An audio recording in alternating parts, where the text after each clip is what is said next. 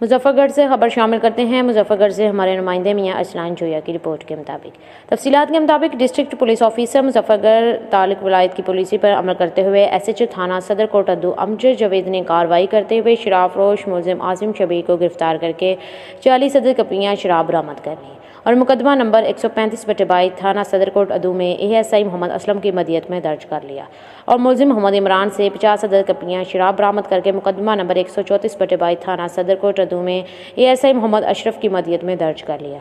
मजीद तफ्तीश जारी है। मुजफ्फरगढ़ पुलिस शहरियों की जान माल और अमन व ईमान के क़याम के लिए दिन रात कोशा है। नशा जैसी लानत के खिलाफ कार्रवाइयाँ जारी रखी जाएंगी। तर्जुमान पुलिस मुजफ्फरगढ़।